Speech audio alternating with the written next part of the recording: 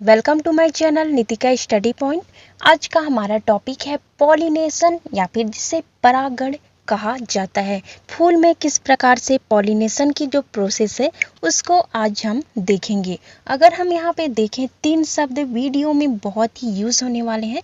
पहला है यहाँ पे परागकण, दूसरा है यहाँ पे परागकोश और तीसरा है वर्तिकाग्र। तो जो परागकोश है वो मेल वाला जो पार्ट है फूल का, उसका एक भाग है जहाँ पे परागकण का निर्माण होता है। और यहाँ पे तीसरा शब्द, पहला तो परागकोश था जो कि मेल वाला पार्ट है जिसमें परागकण जो दूसरा शब्द है वो बनता है। और यहाँ पे तीसरा शब्द हमारा होगा वर्तिकाग्र जो कि फूल का फीमेल वाला पार्ट है। और यहीं पे जो परागकोश में बना हुआ परागकण है वो आकर गिरेगा। तो अगर हम यहाँ पे देखें तो मेल वाले पार्ट मतलब कि परागकोश में बने हुए परागकणों का फीमेल वाले पार्ट या फिर वर्तिकाग्र तक पहुंचने की जो प्रोसेस है उसे पॉलिनेशन कहा जाता है और ये पुष्पों में होता है। अगर हम यहाँ पे देखें कितने प्रकार के पॉलिनेशन होंगे, तो यहाँ पे दो प्रकार के पॉलिनेशन होंगे। पहला कहा जाता है स्वपरागण जिसे सेल्फ पॉलिनेशन कहा जाता है, और दूसरा है परपरागण जिसे यहाँ पे क्रॉस पॉलिनेशन कहा जाता है। सबसे पहले चलिए देखते हैं स्वपरागण क्या है। तो इस प्रकार के जो परागण है उसमें जो परागकण बने हुए थे परागकोश में मेल वाले पार्ट में, वो उसी प्लांट के पुष्प या फिर फूल तक पहुंचते हैं। मतलब कि यहाँ एक ही प्लांट में पॉलिनेशन की जो प्रोसेस है वो हो जाएगी। यहाँ पे दो कंडीशन होंगे इसके। पहला कंडीशन जो है वो है जब फूल के परागकण उसी फूल के फीमेल वाले पार्ट में गिरे तो इसे स्वयुग्मन या फिर ऑटोगैमी कहा जाता है। दूसरा कंडीशन क्या है, जब फूल के जो परागकण है वो उसी प्लांट के दूसरे फूल के वर्तिकाग्र तक जाए तो उसे सजात पुष्पी परागण कहा जाता है। तो यहाँ पे मेनली हम देखें तो जो सेल्फ पॉलिनेशन है वो एक ही प्लांट में हो जाता है। ठीक है, यहाँ दो प्लांट की आवश्यकता आपको नहीं होगी। चलिए देखते हैं कंडीशन, कौन कौन से कंडीशन है जिसमें सेल्फ पॉलिनेशन की जो प्रोसेस है वो हो पाती है। सबसे पहले तो यहाँ देखिए, जो प्लांट है वो उभयलिंगी होना चाहिए। मतलब कि उसमें क्या होगा, मेल और जो फीमेल भाग है वो दोनों बनने चाहिए उनके फूलों में। अगर मेल ही पार्ट बने सभी फूलों में तो सेल्फ पॉलिनेशन नहीं हो पाएगा, या फिर पूरे फूल में केवल फीमेल वाला ही पार्ट बने तो भी सेल्फ पॉलिनेशन नहीं हो पाएगा। तो यहाँ पे ये आवश्यकता है, जरूरी है कि प्लांट में जो फूल लगे हुए हों वो क्या हो, मेल या फीमेल दोनों प्रकार के उसमें पाए जाएं। सेकेंड, यहाँ पे देखिए जो फूल है उसमें परिपक्वता एक साथ होनी चाहिए। मतलब कि जो पुंकेसर या फिर जो मेल वाला पार्ट है और फीमेल वाला पार्ट है वो एक साथ परिपक्व होने चाहिए, क्योंकि एक साथ दोनों नहीं बढ़ेंगे तो एक यहाँ पे क्या होगा, एक छोटा रह जाएगा एक बड़ा रह जाएगा और पॉलिनेशन की जो प्रोसेस है वो नहीं हो पाएगी। चलिए अब देख लेते हैं एडवांटेज सेल्फ पॉलिनेशन का। सबसे पहले तो ये बहुत ही सरल है क्योंकि एक ही प्लांट के फूलों में ये होती है। सेकंड, अगर हम देखें तो जो परागकण है वो वेस्ट नहीं जाते, क्योंकि एक ही प्लांट के फूलों में ये प्रोसेस हो रही है तो इनकी संख्या या आवश्यकता भी ज़्यादा नहीं पड़ती। यहाँ पे देखिए, अगर दो प्लांट हो तो एक प्लांट से दूसरे प्लांट तक जाने के लिए परागकण की ज़्यादा मात्रा की यहाँ आवश्यकता होगी, पर सेल्फ पॉलिनेशन में ऐसा नहीं होता। कम मात्रा में ही पॉलिनेशन की जो प्रोसेस है वो हो जाती है। अगला अगर हम एडवांटेज देखें सेल्फ पॉलिनेशन का तो ये है प्लांट में शुद्ध वंशक्रम बना रहता है और हानिकारक जीन जाति में नहीं जाते।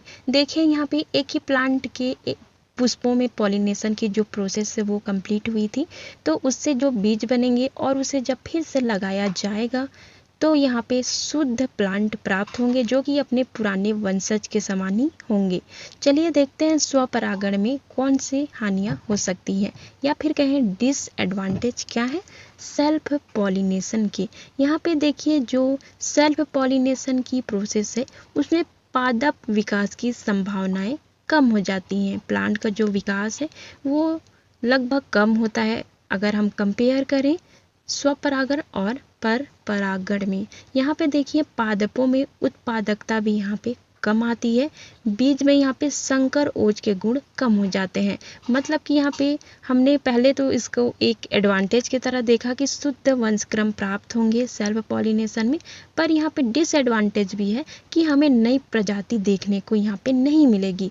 अगर दो प्लांट के बीच पॉलिनेशन की प्रोसेस होती तो यहाँ पे नया जो जनरेशन बनता उसमें दो प्लांट के गुण यहाँ पे दिखाई पड़ते, पर सेल्फ पॉलिनेशन में केवल एक ही प्लांट भाग लेता है तो यहाँ पे नया गुण देखने को बहुत ही कम मिलता है। चलिए अब देखते हैं पर परागण या फिर क्रॉस पॉलिनेशन।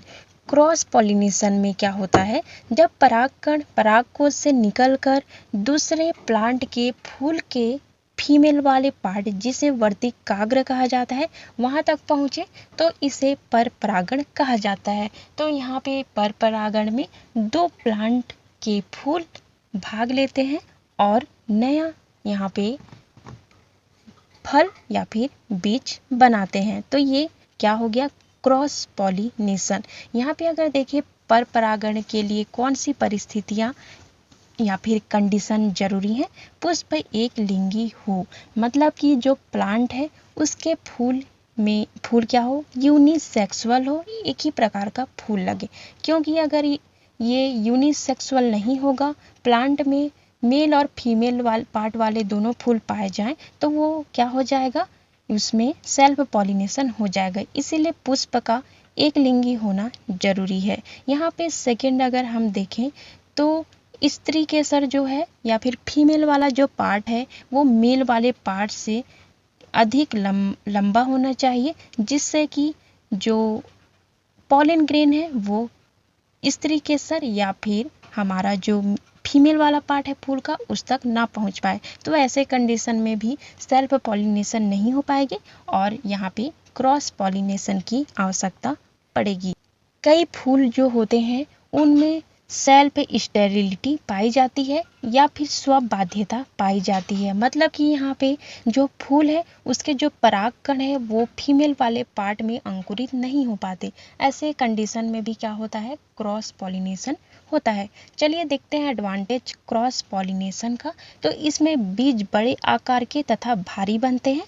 यहाँ प्लांट में नए संकरोज के गुण दिखाई देते हैं। जैसे कि मैंने पहले ही बता दिया, दो प्लांट हैं, दोनों प्लांट के गुण नए जनरेशन में दिखाई देंगे। तो यहाँ पे हमें नए किस्म की क्या मिलेगी, जनरेशन मिलेगी। यहाँ पे प्लांट में विभिन्नताएं भी आ जाएंगी, जैसे कि अभी मैंने तुरंत बताया। अगर हम डिसएडवांटेज देखें पर परागण का, तो यहाँ पे है अधिक मात्रा में पराग कणों की आवश्यकता पड़ती है, ठीक है, क्योंकि यहाँ पे दो प्लांट के बीच पॉलिनेशन होगा। पराग कणों के नष्ट होने की संभावना अधिक रहते हैं। यहाँ पे पादपों में शुद्ध वंश क्रम नहीं मिलेंगे, क्योंकि यहाँ पे मिक्स प्रजाति के या फिर नए जो प्रजाति या फिर नए वंश जो बनेंगे वो मिक्स होंगे, क्योंकि दो प्लांट भाग ले रहे हैं। चलिए देखते हैं परागण की जो प्रोसेस है वो किन किन द्वारा हो सकती है। सबसे पहले जल परागण, जल के द्वारा होने वाले परागण को जल परागण कहा जाता है। सेकंड वायु परागण, जब तेज हवाएं चलती हैं तब यहाँ पे पॉलन ग्रेन क्या होते हैं, वो दूसरे फूल तक पहुंच जाते हैं और इस प्रकार भी पॉलिनेशन हो जाता है। तो ये वायु के द्वारा पॉलिनेशन हुआ। तीसरा है कीट परागण, जब कीड़ों के माध्यम से परागण हो तो इसे कीट परागण कहा जाता है। कीट या फिर कीड़े बहुत ही महत्वपूर्ण होते हैं परागण के लिए, क्योंकि ये क्या करते हैं, फूलों के रस चूसने के लिए एक फूल पे बैठते हैं। तो इसी दौरान जो परागकण होते हैं वो उनके पैरों में चिपक जाते हैं, और जब ये कीड़ा दूसरे फूल पर जाके बैठेगा तो वो चिपका हुआ जो परागकण था वो दूसरे फूल के वर्तिकाग्र तक पहुंच जाएगा। इस प्रकार कीड़ों के द्वारा परागण की जो प्रोसेस है वो होती है। नेक्स्ट यहाँ है जंतु परागण, जंतुओं के द्वारा होने वाले परागण को जंतु परागण कहा जाता है। नेक्स्ट पक्षियों के द्वारा भी होता है। जैसे यहाँ पे हमारे कीड़ों ने पार्टिसिपेट किया परागण या फिर पॉलिनेशन में, पक्षियों के द्वारा भी हो सकता है। तो इस प्रकार प्लांट में 2 प्रकार से पॉलिनेशन की जो प्रोसेस है वो कंप्लीट होती है। आज का हमारा क्वेश्चन है इस वीडियो से रिलेटेड, जब 2 प्लांट के फूलों के बीच पॉलिनेशन की प्रोसेस है वो हो तो उस पॉलिनेशन को क्या कहा जाता है। आप आंसर कमेंट करके ज़रूर दीजिए और इस वीडियो को ज़रूर लाइक कीजिए और हाँ, नए व्यूवर ज़रूर सब्सक्राइब कीजिए और बेल आइकन प्रेस कीजिए। Thank you so much for watching.